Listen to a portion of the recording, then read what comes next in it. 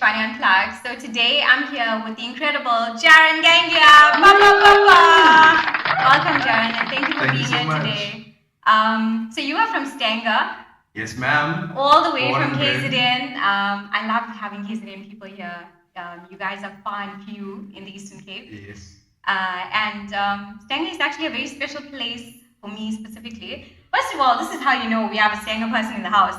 The man came prepared. He came with his own bajas, potato baja, and he came with actual bajas. That's so sweet. Thank you for everything. First time we come to someone's home, you have to bring something. Something, yeah. So thanks for everything. It's a pleasure. So yeah, my family, my dad's family, my entire grandpa and all his relatives are all Stanger people. Oh wow. So that's my association with Stanger. But my grandpa left very early, went to Durban, worked in the railway barracks. So then everybody else was Durban people.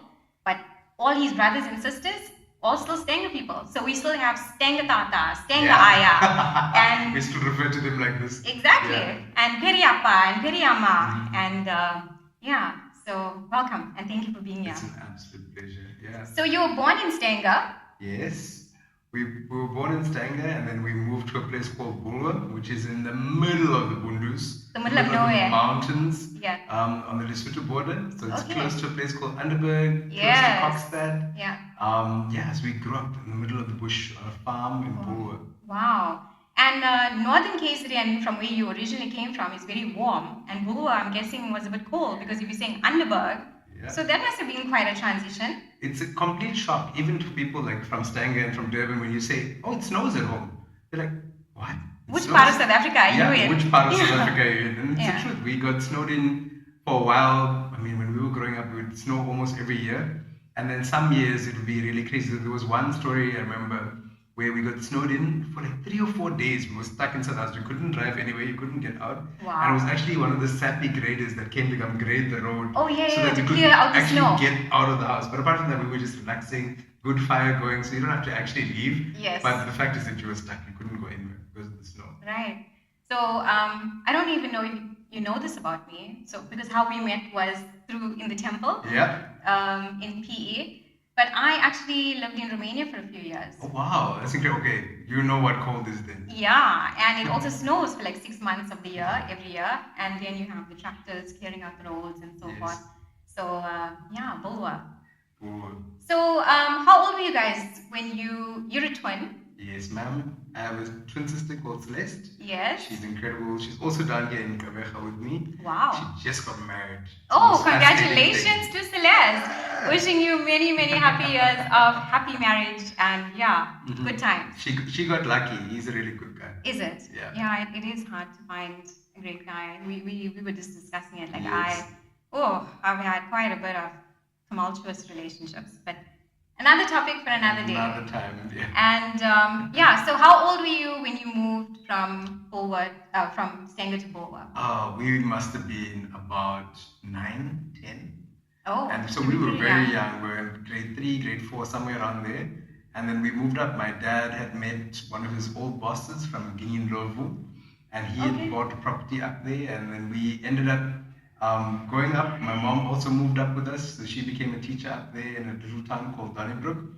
And we just lived and we enjoyed it. So my dad's still working in the same workshop. They still have houses on the farm. And they're still going there. Yeah. So mom and dad are still there? Yeah, in mom, KZN. they're retired, they're enjoying their lives. A little bit too much actually.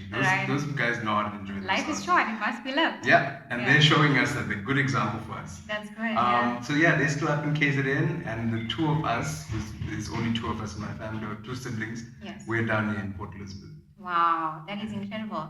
So how did you guys land up here in PE? Oh, that's a wild story. So we always wanted to go somewhere where we didn't know anybody. And that's very hard to do as an Indian in South Africa. Dream. The Indian dream to go somewhere where you don't know anybody. Yeah. And we have family in Cape Town, we have family in Joburg, obviously Durban. Yeah. But then we're like, okay. So my sister was the one that actually first got out.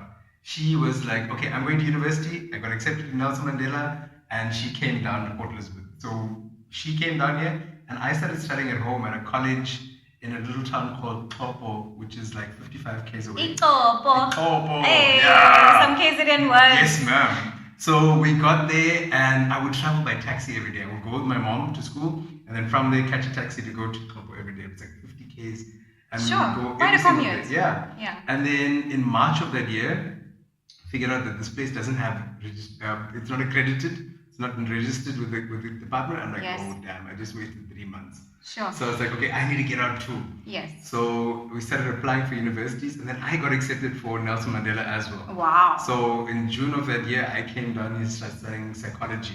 Okay. And yeah, that's where the journey started. That's how we ended up here in the beautiful GQ. In the GQ, yeah. So you started studying psychology, right? Yeah. But you're a teacher now.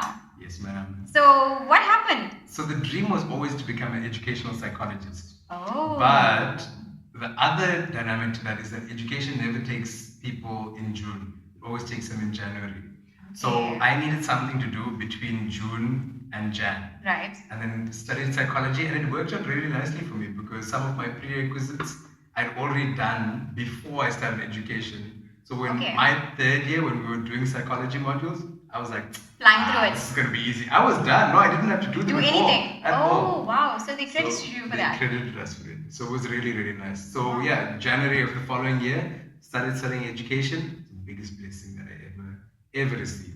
And it's so interesting because I never knew your mom was a teacher too. Yeah, and I'm only hearing my this mom now. was a teacher for over 40 years. Sure. And she actually ended up being a principal as well for over 12 years. Wow. Yeah, so you're definitely following in mom's footsteps a little bit. If I can be a good teacher like her one day, I would be very proud. Aww. We'll see if I fill in those shoes. Oh man, probably big shoes to fill. Very big. Well, she has tiny feet, but big shoes. Definitely. Aww. So the one thing that I've seen like on your social medias and everything, that you love what you do. It's very apparent. How important is it for you to make a difference in the lives of all the children you're interacting with on the daily basis? I think to be an educator, you need to have heart. Yeah. And you need to be able to make a difference, but not just a difference. A lot of times in South Africa, in universities, in the spaces that we find ourselves, we talk about making change and we talk about doing a lot of things. But I think doing it is the difference of what defines what I'm doing. It's not just talking about it, it's actually going out and saying, okay, this is the difference that I want to make. Yes. And how am I going to do that? I don't know yet. But actually going out and putting the first foot forward and getting my hands dirty. Yes, I think that's where I am right now with trying to, making the biggest possible impact with whatever I can do. Life is short. It is and short, I'm not going to be able to impact every life that I touch. Yes. But for me, even if it's just one that I impact, that's more than enough. In my little existence, I get to impact one life. That's so satisfying. And I mean, like, even the whole story behind starting this podcast, right? Yeah. People are always like, oh, why did you start it? And I only started it. Shout out to my boss, Eleanor. She is like a mentor or a teacher in my life. And although she's my boss in my day job, her believing in me spilled over into other aspects of my life. And I feel that if I had another manager or I wasn't employed where I'm currently employed, and if I didn't meet her, I would have never actually had the guts or the courage, or I don't know. She believed in me, and so I believed in me. That's incredible. And I think that that's amazing that you're in that sphere where you have this impact. You're going to have a great impact on a lot of lives. Yeah. And children are going to come in and go out year in and year out. And you're going to hear about their success stories for years to come. I already am. And that's what the most exciting part is that my kids are already coming back and saying, I can do this because you taught me. Or I'm here now because of the way I am. And it's not necessarily me, but it's a whole build-up of things that are happening that we are allowing this child to actually fulfill their full potential. Yes. And that's where we should be aiming. It's not about competing. It's not about anything. It's about making a difference. Making a difference and making it possible for this child actually get to what they're dreaming to. But I think with us, we're very lucky. We have a cultural background that's so rich in the sense that we always call, when we talk about God, we call Amma Appa Guru Deva. Yes. And for me, that is, my entire existence is based on that understanding. Yes. So we talk about the mother, we talk about the father and the teacher, and then God. And then God. Yes. We start talking about after those three. Yes. And I think like your boss now, you said she was that shining example for you, that motivation for you. It's the same thing that I try and be is that not necessarily you're going to do it, but you always try to put your Yes. best face on and say, okay, I'm going to try and make the biggest difference I can. Or Absolutely. try and actually just have conversations with the kids. Yes. A lot of the times we forget that in 2025, and at least in the last few years, that sometimes the teacher in a child's life is the only stable person that they have. True. And I teach in a community that's definitely it has its issues, it has its incredible assets as well. Yes. But a lot of the kids just need love. Yes. And I think apart from just going in and saying, okay, I'm going to teach you and you're going to get good grades, it's about giving them that. It's about showing them they are loved and they are valued and that they're cared for. Yes. And that's just the starting block. Yes. Once that kid knows that they're loved, once they know that their voice means something, yes. then they can start learning. Because if you're going to try and drum into a child, this is what you need to know and this is what I want you to pass with, you need to get 80%.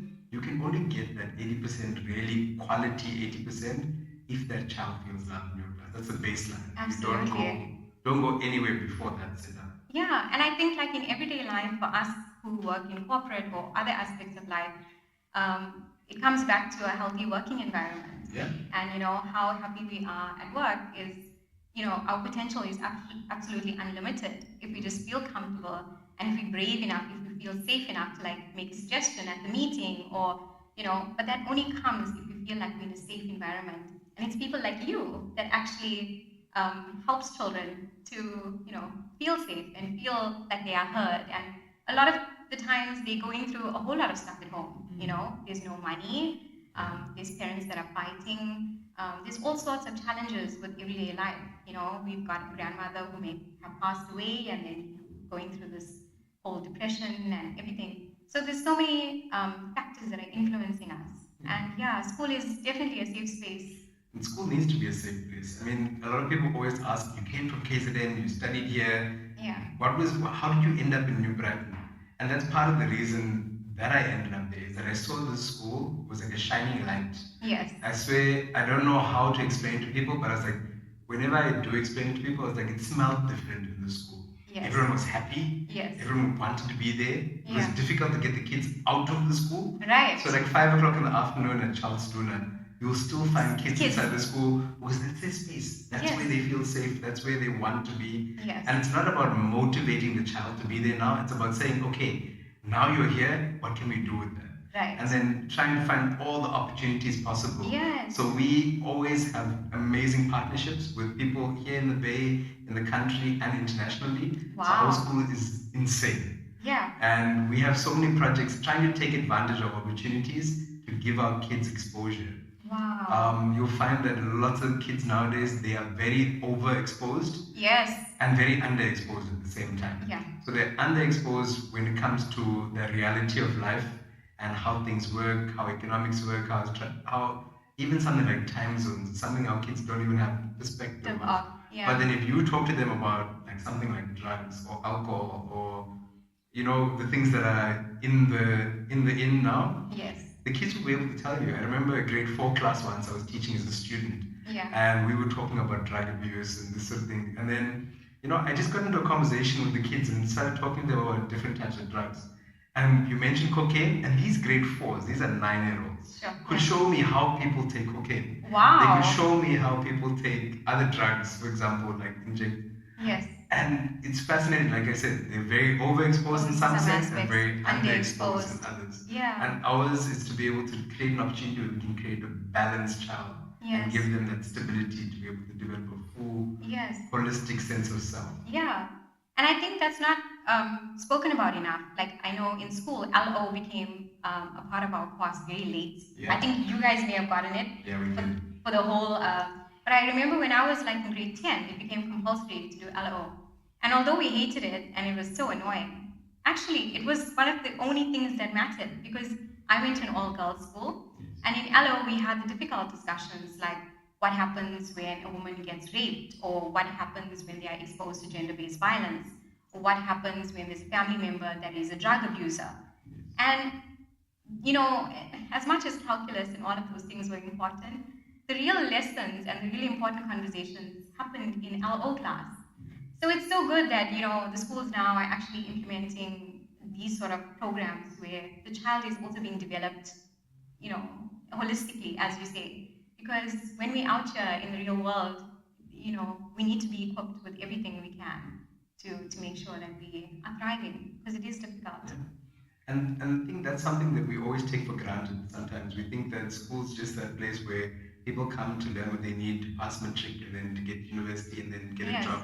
But I think it's so much more than that. Like you said, sometimes the hard conversations what actually prepare you for life. Yeah. And we don't focus on that a lot. What we do at Charleston is try and focus in on that. Yes. So we'll spend so much of time developing not just the kids, it's the parents and the community as well.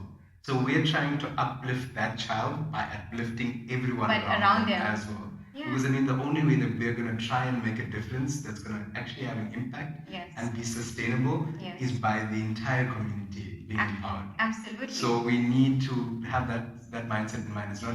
It's always about the child, but the way that you get to support them is not necessarily working directly with them. Yes. Working with the parents and allowing them to build their capacity, providing them with job opportunities, getting them to be exposed as well. Because sometimes the parents in schools are our age. Yes. And you see that you are a result of the circumstances that you grew up in. Yes. So I was blessed to come to university, to have that opportunity to do this. Yes. But I have parents who are my age who have never had a job. Yes. So it's like, okay, so come, let's develop CVs. Let's try and do things that are going to be have a domino effect. So that you can be able to support this child in a way that they should be able to be supported. Absolutely. So that I think is not just me, that's my entire school. Right. We have this sort of mindset that says, no, the child in the center, but everything else that's happening around it should be focused on how we get this child to be fulfilling that potential, like I said. Yeah. And it's like when you plant a seed, right, and you water it, everything else around it needs to be optimum for that plant to actually grow and flourish. The sunlight needs to be there. Yeah. You need to have the moisture right. The temperature needs to be right. So all those factors, you guys are also developing these kids in school. But as you say, when they go home, what are they being exposed to? Yeah. And it does help when you develop everyone, not just the one. Yeah. Work smarter, not harder. Exactly. Yeah. But that metaphor hits home because I grew up on a farm and my family still farms potatoes. And the idea of us planting seeds is so much more deep than I think I can even explain in this one podcast. We might have to make 4. But the idea of planting seeds, sometimes you don't even know you planted that seed. Yes.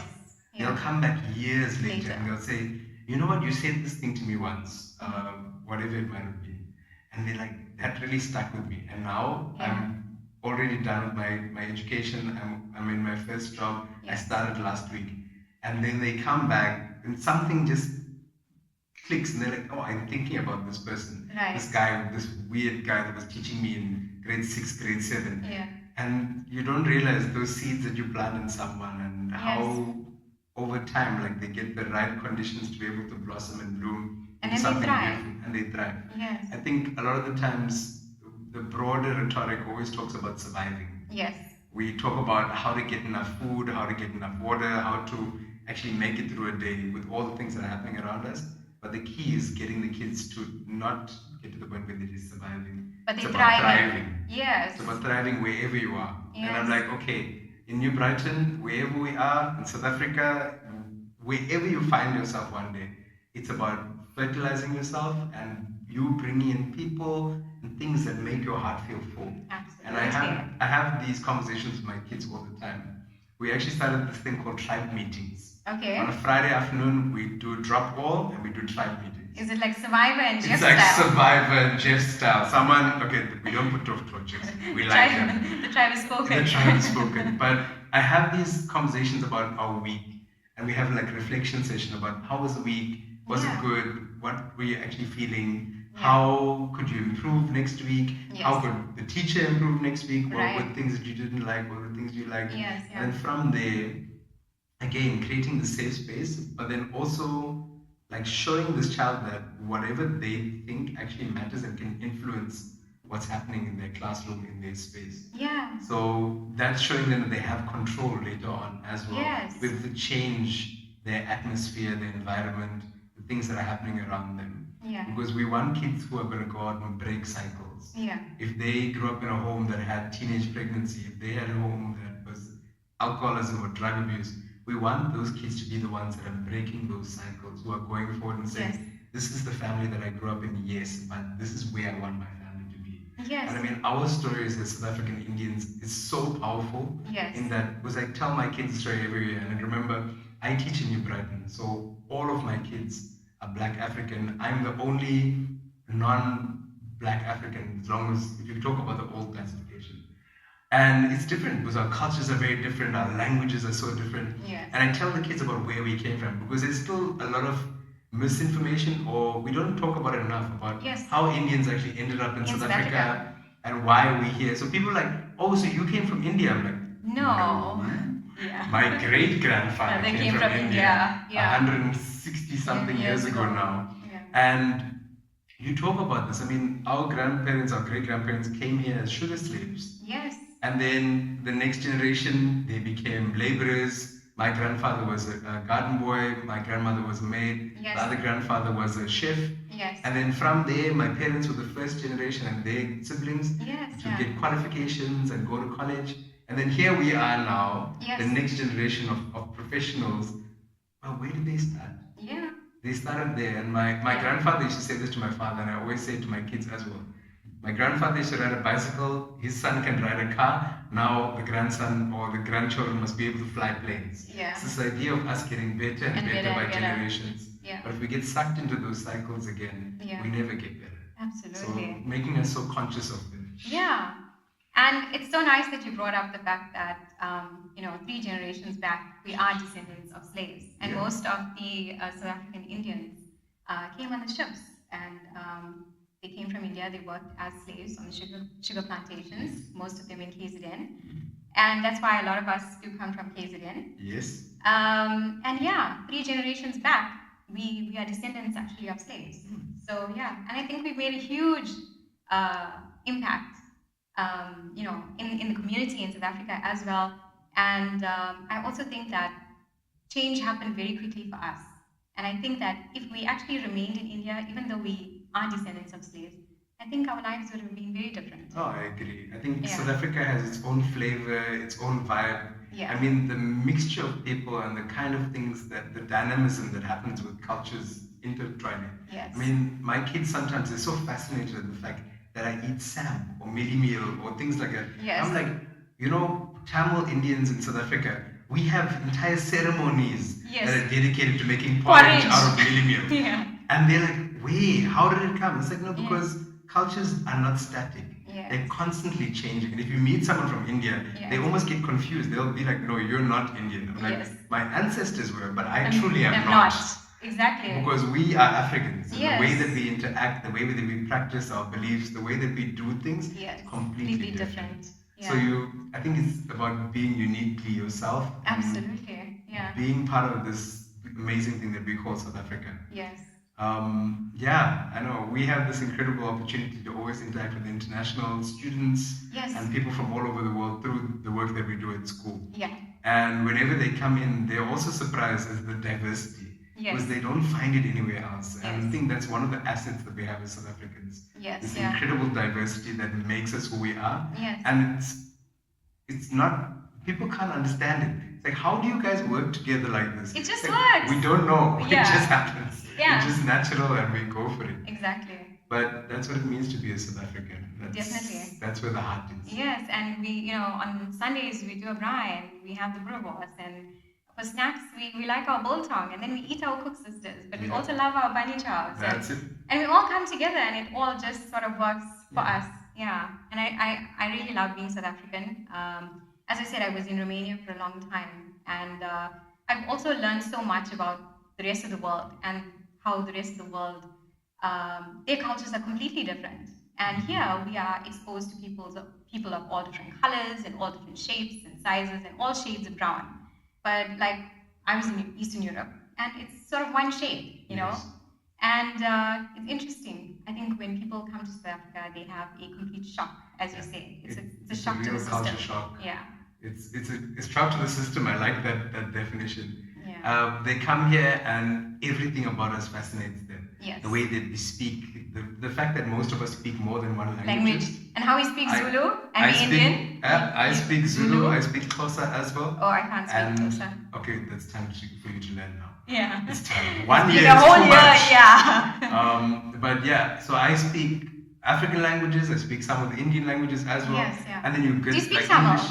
I speak a little bit of Tamil. Really? Okay. I understand and speak a little bit of Hindi. Okay. But it's all learning. I think South African Indians, we lost our languages over the last generation. Yeah. And I think it's that sort of indoctrination that built into it, that English was something that can get you somewhere, can build opportunities. But it also lost a little bit of ourselves. And you find, yes, religion plays a role in it, but language and culture was, I mean, little things. Growing up as a Christian, my family still did things like burning sambrani and stuff like that. Yeah, and you're like, where do you find this in the Bible? Yeah. Where do you come this? But the some idea things is that are cultural they're not religious. influence. Exactly. Yeah. The cultural influence about what we do and that powerful sort of legacy that we've been given from one generation to the next. And food is a big part of that as well. Yeah. Yummy food. Thank you, Jarren. Yeah, I'm telling you. It's amazing stuff. This is a taste of home. Yeah. And all the way in PE, you don't find potato budgets here. You can never find this anywhere. No. So, you have to make it. I had a bunny chow the other day at Uncle Krish's in Western. Yes. Yeah. Have you been there? I have been there. So good. Food is good. Shout out to Uncle Krish, guys. If you guys are looking for a bunny chow, please go and check out Uncle Krish. It's absolutely amazing. The vegetarian food is also really good. Oh wow. Okay, I need to check out the veggie food because I only ate the mutton bunny. And when I broke fast for Kavadi, that's where I went to Uncle Krish. So Jarren, you're very passionate about your teaching and everything else that you're doing. Where do you see yourself in the next 5 to 10 years? That's a very difficult question to answer. There's so many opportunities that have come. I just came back from Switzerland, trip going to go and work with 14 other countries and student teachers coming from Switzerland to all these countries. Yeah. And then hopefully soon getting South African kids to go up. But I don't know where I'm going to be in the next 10 years, but there's something exciting about that as well. Definitely. I could definitely be anywhere in the world, but I think my heart would still be in education. There's possibilities of, there's so much that can be possible. But I think I would stay in education for my entire life. I think that's where my heart is.